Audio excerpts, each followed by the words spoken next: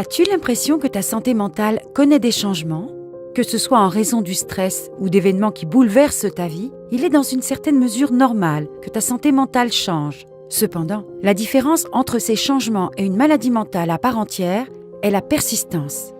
Dans notre société actuelle, les problèmes de santé mentale sont encore stigmatisés, mais la maladie mentale est plus complexe qu'il n'y paraît. Avant de commencer, nous tenons à préciser que cette vidéo n'est pas destinée à remplacer un diagnostic professionnel ni à générer de l'anxiété. L'objectif de ce contenu est de sensibiliser humblement à certains des signes d'un état émotionnel problématique. Cela dit, voici 5 signes qui indiquent que tu souffres de détresse émotionnelle. Numéro 1. Tu ressens de l'apathie. Remarques-tu un manque d'intérêt pour les choses que tu aimais auparavant? L'apathie est un manque persistant de passion ou de motivation.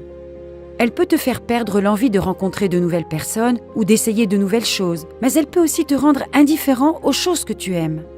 À l'extérieur, tu ne montres peut-être pas beaucoup d'émotions, ou bien c'est le contraire qui se produit. Pour que les autres se soucient moins de toi ou pour éviter la stigmatisation, tu peux te sentir poussé à être plus expressif. À long terme, cependant, cette apathie peut mettre à mal tes relations personnelles et tes résultats scolaires ou professionnels.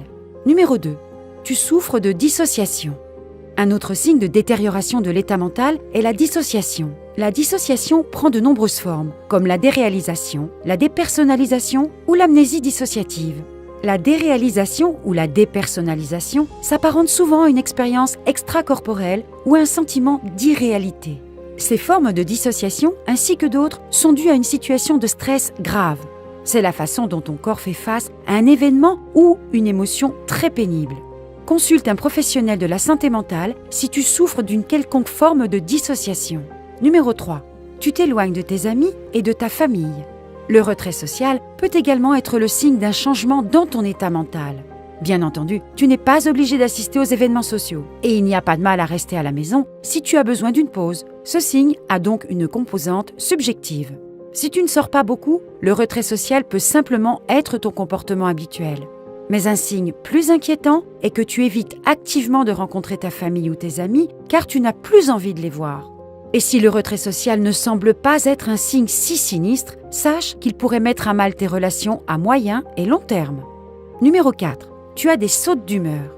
Les sautes d'humeur sont l'un des signes les plus courants de l'instabilité de la santé mentale. Bien sûr, il y aura des moments où tes émotions prendront le dessus et te domineront, mais tu finiras généralement par contrôler et réguler tes émotions après un certain temps.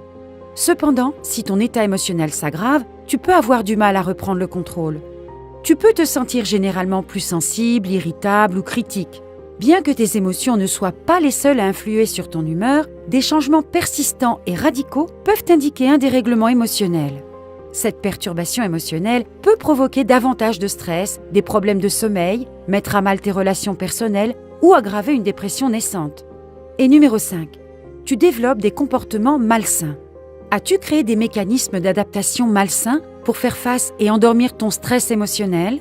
Par exemple, sauter fréquemment des repas ou même s'automutiler. Le stress ou la détresse émotionnelle peuvent t'amener à te comporter différemment ou hors de ta personnalité. Elle peut nous rendre plus agités, nous inciter à nous engager dans des activités à risque ou à nous comporter de manière radicale. Si tu te reconnais dans l'un de ces signes, ta meilleure ressource est un thérapeute. Nous t'engageons à t'adresser à eux si tu as besoin d'aide. T'identifies-tu à l'un de ces signes? Nous espérons que cette vidéo contribuera à réduire la stigmatisation et à sensibiliser le public à la maladie mentale et aux problèmes de santé mentale. Consulte toujours un professionnel de la santé mentale si tu penses avoir un problème. N'oublie pas de liker et de partager cette vidéo si elle t'a aidé et si tu penses qu'elle peut aussi aider d'autres personnes. Les études et les références utilisées figurent dans la description ci-dessous. N'oublie pas de cliquer sur la touche d'abonnement et sur la cloche de notification pour être informé des nouveaux contenus. Et comme toujours, merci de nous avoir regardés.